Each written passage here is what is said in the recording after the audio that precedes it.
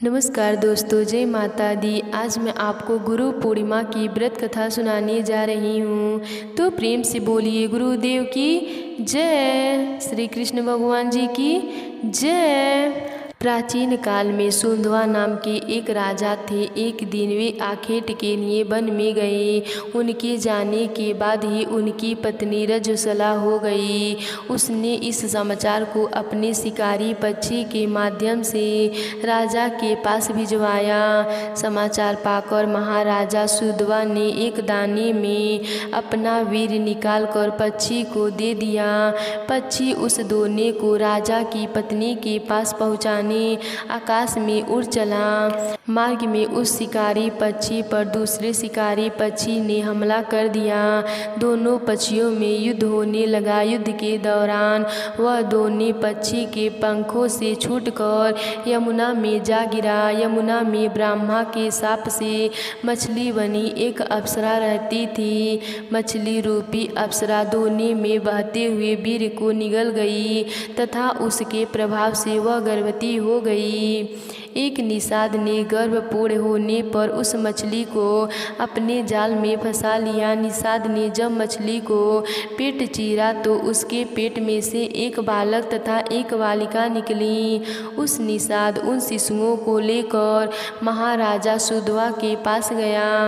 महाराजा सुंधवा ने पुत्र न होने के कारण उन्होंने बालक को अपने पास रख लिया, जिसका नाम मस्तराज हुआ। बालिका निषाद के पास ही रह गई और उसका नाम मस्तगंधा रखा गया, क्योंकि उसके अंग से मछली की गंध निकलती थी। उस कन्या को सत्यवती के नाम से भी जाना जाता था। बड़ी होने पर वह बालिका नाव खेलने का कार्य करने लगी। एक बार पाराशर मुनि को उसकी नाव पर बैठे कर यमुना पार करनी पड़ी।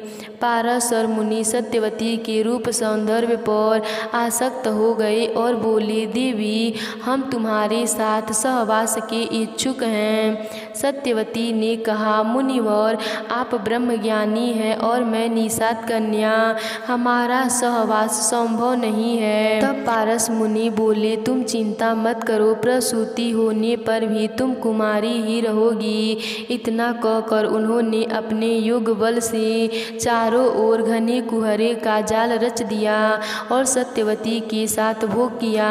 तत्पश्चात उसे आशीर्वाद देते हुए कहा कि तुम्हारे शरीर से जो मछली की गंध निकलती है वह सुगंध में परिवर्तित हो जाएगी। समय आने पर सत्यवती के गर्भ से वेद वेदांगों में पारंगत एक पुत्र हुआ। जन्म होते ही वह बालक बड़ा हो गया और अपनी माता से बोला, माता, तू जब कभी भी विपत्ति में मुझे स्मरण करेगी मैं उपस्थित हो जाऊंगा। इतना कह वे तपस्या करने के लिए दैपायन द्वीप चले गए। दैपायन द्वीप में तपस्या करने तथा उनके शरीर का अंग काला होने के कारण उन्हें कृष्ण दैपायन कहा जाने लगा। आगे चलकर वेदों का भाष्य करने के कारण वे वेद व्यास के नाम से विख्यात हुए। तो प्रेम से बोलिए वेद व्यास जी की जय। द्वापर युग में एक समय की बात है कि यशोदा जी ने कृष्ण जी से कहा, हे कृष्ण, तुम सारे संसार के उत्कर्ता पोषण तथा उनके संहार करता हो। आज कोई ऐसा व्रत मुझसे कहो जिसके करने से मृत्युलोक में स्त्रियों को विधवा होने का भय न रहे तथा यह व्रत सभी मनुष्यों की मनोकामना को पूर्ण करने वाला हो। श्री कृष्ण कहने लगे, हे माता, तुमने अति सुंदर प्रश्न किया है। मैं तुमसे ऐसे ही व्रत को सविस्तार करता हूँ। सौभाग्य की प्राप्ति के लिए स्त्रियों को द्वांत्री सत अर्थात 32 पूर्णमासियों का व्रत करना चाहिए। इस व्रत को करने से स्त्रियों को सौभाग्य संपत्ति मिलती है। यह व्रत अचल सौभाग्य को देने वाला और भगवान शंकर के प्रति मनुष्य मात्र की भक्ति को बढ़ाने वाला है। यशोदा जी कहने लगी, हे कृष्ण, सर्वप्रथम इस व्रत को मृत्युलोक में किसने किया था? इसके विषय में विस्तार पूर्वक मुझसे कहो। श्री कृष्ण जी कहने लगे कि इस भूमंडल पर एक अत्यंत प्रसिद्ध राजा चंद्रहास से पालित अनेक प्रकार के रत्नों से परिपूर्ण कांतिका नाम की एक नगरी थी। वहाँ धनेश्वर नाम का एक ब्राह्मण था और उसकी स्त्री अति सुशील रूपवती थी। दोनों ही उस नगरी में बड़े प्रेम के साथ रहते थे। घर में धन्य धान्य आदि की कोई कमी नहीं थी। उनको एक बड़ा दुख था कि उनका कोई संतान नहीं था, जिस वजह से वह बहुत दुखी रहते थे। एक दिन एक बड़ा तपस्वी योगी उस नगरी में आया। वह योगी बाकी सभी घरों से भिक्षा मांगकर भोजन किया करता था, लेकिन उस ब्राह्मण के घर से भिक्षा नहीं मांगता था। एक दिन योगी गंगा किनारे भिक्षा मांगकर प्रेम पूर्वक खा रहा था कि धनेश्वर ने योगी को यह सब करते देख लिया। सब कार्य किसी प्रकार से देख लिया। अपनी भिक्षा अनादर से दुखी होकर धनेश्वर योगी से बोले, और सभी घरों से भिक्षा लेते हैं, परंतु मेरे घर की भिक्षा कभी नहीं लेते हैं, इसका कारण क्या है? योगी कहने लगा कि आपके धर्म हमें इस बात की आज्ञा नहीं देते, क्योंकि अभी आप गृहस्थ जीवन में एक सुख से वंचित हैं। आपके घर संतान होने पर मैं आपके घर से भी भिक्षा स्वीकार कर लूँगा। उन्होंने कहा कि जिसे संतान नहीं है उसके घर से भिक्षा लेने से मेरे भी पतित हो जाने का भय है। धनेश्वर यह सब बात सुनकर बहुत दुखी हुआ और हाथ जोड़कर योगी के पैरों पर गिर पड़ा तथा दुखी मन से कहने लगा कि आप मुझे संतान प्राप्ति के उपाय बताइए। आप सर्वज्ञ हैं, मुझ पर अवश्य ही कृपा कीजिए। धन की मेरे घर में कोई कमी नहीं है, लेकिन मैं संतान न होने के कारण अत्यंत दुखी हूँ। आप मेरे इस दुख का हरण कीजिए। यह सुनकर योगी कहने लगे कि तुम चंडी की आराधना करो। घर पहुंचकर उन्होंने यह सारी बात अपनी पत्नी को बतलाई और खुद वन में चला गया। वन में पहुंचकर उसने चंडी की आराधना की और उपवास भी किया। चंडी ने 16 दिन उसको सपने में दर्शन दिए और कहा कि हे धनेश्वर, जा, तेरे पुत्र होगा, लेकिन उसकी आयु सिर्फ 16 वर्ष की होगी। 16 वर्ष की आयु में ही उसकी मृत्यु हो जाएगी। अगर तुम दोनों स्त्री और पुरुष 32 पूर्णमासियों का व्रत करोगे तो यह दीर्घ आयु हो जाएगा। जितनी तुम्हारी समर्थ हो उतने दिए जलाकर शिव जी का पूजन करना, लेकिन पूर्णमासी को 32 ही होनी चाहिए। सुबह होते ही तुम्हें इस स्थान के पास एक आम का पेड़ दिखाई देगा। उस पर चढ़कर एक फल तोड़कर अपने घर चले जाना। अपनी स्त्री का इस बारे में बताना। सुबह स्नान के बाद वह स्वच्छ होकर शंकर जी का ध्यान करके उस फल को खा ले। तब शंकर भगवान की कृपा से उसको गर्भ हो जाएगा। जब ब्राह्मण सुबह सोकर उठा तो उसे उसी स्थान पर एक आम का पेड़ दिखाई दिया और वह उससे फल तोड़ने के लिए चढ़ा, लेकिन वह पेड़ पर चढ़ नहीं पा रहा था। यह देखकर उसे बड़ी चिंता हुई। उसने भगवान गणेश जी की उपासना की और कहा, हे देवानिधि, अपने भक्तों के विघ्नों का नाश करने के लिए, मंगल कार्य को करने वाले, दुष्ट का नाश करने वाले, रिद्धि सिद्धि देने वाले, आप मुझे इतना बल दें कि मैं अपनी मनोकामना को पूर्ण कर सकूं। इसके बाद वह पेड़ से फल तोड़कर अपनी पत्नी के पास पहुंचा। उसकी पत्नी ने अपने पति के कहे अनुसार इस फल को खा लिया और वह गर्भवती हो गई। देवी की कृपा से उसे बहुत सुंदर पुत्र पैदा हुआ। उसका नाम उन्होंने देवी दास रखा। माता पिता के हर्ष और शोक के साथ वह बालक बढ़ने लगा। भगवान की कृपा से बालक बहुत ही सुंदर था, सुशील और पढ़ाई लिखाई में भी निपुण था। दुर्गा जी के कथा अनुसार उसकी माता ने 32 पूर्णमासी का व्रत रखा। जैसे ही 16वां वर्ष लगा, दोनों पति पत्नी बहुत दुखी हुए, कहीं उनके पुत्र की मृत्यु न हो जाए। उन्होंने सोचा कि अगर उनके सामने यह सब हुआ तो वह कैसे देख पाएंगे। तभी उन्होंने देवीदास के मामा को बुलाया और 1 वर्ष के लिए देवीदास को काशी में पढ़ने के लिए भेज दिया। 1 वर्ष के बाद उसे वापस लेकर आ जाना। देवीदास अपने मामा के साथ एक घोड़े पर सवार होकर चल दिया। उसके मामा को भी यह बात पता नहीं थी। दोनों पति पत्नी ने 32 पूर्णमासियों का व्रत पूरा किया। दूसरी तरफ मामा और भांजे दोनों रात गुजारने के लिए रास्ते में एक गांव में रुके। उस दिन उस गांव में ब्राह्मण की कन्या का विवाह होने वाला था।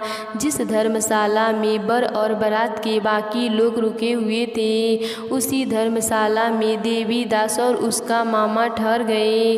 उधर कन्या को तेल आदि चढ़ाने के बाद जब लग्न का समय आया तो वर की तबीयत खराब हो गई।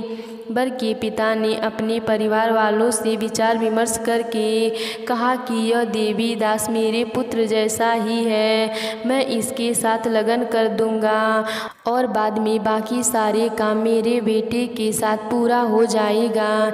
ऐसा कहने के बाद वर के पिता देवीदास को मांगने के लिए उसके मामा के पास गए और उन्होंने सारी बात बताई। मामा ने कहा कि कन्यादान में जो कुछ भी मिलेगा वह हमें दे दिया जाए।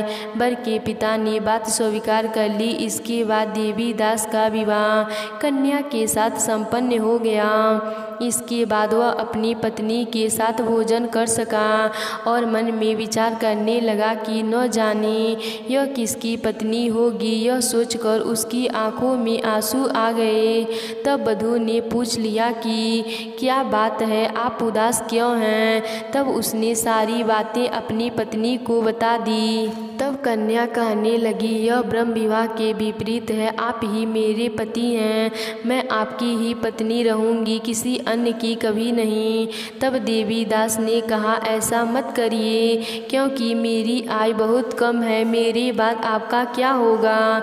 लेकिन उसकी पत्नी नहीं मानी और बोली, स्वामी आप भोजन करिए। दोनों रात में सोने के लिए चले गए। सुबह देवीदास ने पत्नी को 4 नगों से जड़ी एक अंगूठी दी और एक रुमाल दिया और बोला कि हे प्रिय, इसे लो और संकेत समझकर स्थिर चिंत हो जाओ। मेरे मरण और जीवन जानने के लिए एक पुष्प वाटिका बना लो, उसमें सुगंधित वाली एक नवमल्लिका लगा लो। उसको प्रतिदिन जल से सींचना और आनंद के साथ खेलो कूदो। जिस समय और जिस दिन मेरा प्राणतः होगा उस दिन यह फूल सूख जाएंगे। जब यह फिर से हरे हो जाएंगे तो जान लेना मैं जीवित हूँ। यह समझा कर वह वहाँ से चला गया। इसके बाद जब वर और बाकी बाराती मंडप में आए तो कन्या ने उसे देखकर कहा कि यह मेरा पति नहीं है, मेरे पति वह हैं जिनके साथ रात में मेरा विवाह हुआ है। इसके साथ मेरा विवाह नहीं हुआ है। अगर यह वही है तो यह बताए कि मैंने इसके क्या दिए हैं। साथ ही कन्यादान के समय को आभूषण मिले, उन्हें दिखाए। कन्या की यह सारी बातें सुनकर वह कहने लगा कि मैं यह सब नहीं जानता। इसके बाद सारी बाराती अपमानित होकर लौट गए। भगवान कृष्ण बोले, हे माता, इस प्रकार देवीदास काशी चला गया। कुछ समय जब बीत गया तो एक सर्प उसको डसने के लिए वहां आ गया, लेकिन वह उसको काट नहीं पाया, क्योंकि उसकी माता ने पहले ही 32 पूर्णमासियों का व्रत कर लिए थे। इसके बाद खुद काल वहां पहुंचा। भगवान की कृपा से तभी वहां माता पार्वती और भगवान शिव जी आ गए। देवीदास को मूर्छित दशा में देखकर माता पार्वती ने भगवान शिव जी से प्रार्थना की कि हे महाराज, इस बालक की माता ने पहले ही 32 पूर्णिमा के व्रत कर लिए हैं, आप इसको प्राण दिए। भगवान शिव ने माता पार्वती से कहने लगे, पर उसे प्राण दे दिया है। उधर उसकी पत्नी उसके काल की प्रतीक्षा कर रही थी। उसकी पत्नी ने जाकर देखा कि पुष्प और पत्र दोनों ही नहीं है तो उसको बहुत आश्चर्य हुआ। और जब उसने देखा कि पुष्पवाटिका फिर से हरी हो गई है तो वह समझ गई कि उसका पति जिंदा हो गया है। इसके बाद वह बहुत खुश हुई और प्रसन्न होकर अपने माता पिता से कहने लगी कि मेरे पति जीवित हैं, उनको ढूंढिए। जब 16 वर्ष व्यतीत हो गया तो देवीदास भी अपने मामा के साथ काशी से चल दिया। इधर उसकी पत्नी के परिवार वाले उन्हें ढूंढने के लिए जा ही रहे थे कि उन्होंने देखा कि देवीदास और उसका मामा उधर से आ रहे हैं। उनको देखकर उनके ससुर बहुत प्रसन्न हुए और उसे अपने घर ले आए। वहाँ सारे गांव वाले इकट्ठा हो गए और कन्या ने भी उसे पहचान लिया। देवीदास ने इसके बाद अपनी पत्नी और मामा को लेकर वहाँ से चल दिया, जिसके ससुर ने भी उसे बहुत धन दहेज दिया। जब वह अपने घर की तरफ चल रहा था तो उसके माता पिता को लोगों ने खबर कर दी कि तुम्हारा पुत्र देवीदास अपनी पत्नी और मामा के साथ आ रहा है। यह समाचार सुनकर पहले तो उन्हें विश्वास नहीं हुआ। जब देवीदास आया और उसने अपने माता पिता के पैर छुए तो देवीदास के माता पिता ने उसका माथा चूमा और दोनों को अपने सीने से लगा लिया। दोनों के आने की खुशी में धनेश्वर ने बहुत दान दक्षिणा और ब्राह्मणों को भोजन कराया। श्री कृष्ण जी कहने लगे कि इस तरह धनेश्वर को 32 पूर्णमासियों का व्रत करने के प्रभाव से संतान प्राप्ति हुई। जो स्त्रियां इस व्रत को करती हैं वह जन्म जन्मांतर तक वैधवा का दुख नहीं भोगती हैं और सदैव सौभाग्यवती रहती हैं। यह मेरा वचन है। यह व्रत संतान देने वाला और सभी मनोकामनाओं को पूरा करने वाला है। तो प्रेम से बोलिए श्री कृष्ण भगवान जी की जय, शिव जी की जय। प्राचीन पौराणिक कथा के अनुसार वेद व्यास जी को भगवान विष्णु का अंश स्वरूप कलावतर माना गया है। इनकी माता का नाम सत्यवती था और पिता का नाम ऋषि परशरा था। वेद व्यास ऋषि जी को बाल्यकाल से ही अध्यात्मक में रुचि थी। इनके फलस्वरूप उन्होंने अपने माता पिता से प्रभु दर्शन की इच्छा प्रकट की और वन में जाकर तपस्या करने की अनुमति मांगी। लेकिन उनकी माता ने वेद व्यास ऋषि जी की इच्छा को ठुकरा दिया। तब उन्होंने हठ कर लिया, जिसके बाद माता ने बन जाने की आज्ञा दे दी। उस समय वेद व्यास ऋषि जी की माता ने उनसे कहा कि जब गृह का स्मरण आए तो लौट आना। इसके बाद वेद व्यास जी तपस्या हेतु वन में चले गए और वन में जाकर कठिन तपस्या की। इसके पुण्य प्रताप से वेद व्यास को संस्कृत भाषा में प्रवीणता हासिल हुई। इसके बाद उन्होंने वेदों का विस्तार किया और महाभारत 18वां महापुराण सहित ब्रह्मसूत्र की भी रचना की। इन्हें वादरायण भी कहा गया है। वेद व्यास को अमरता का वरदान प्राप्त है। तत्परे आज भी वेद व्यास किसी न किसी रूप में हमारे बीच में उपस्थित हैं। तो प्रेम से बोलिए वेद व्यास जी की जय।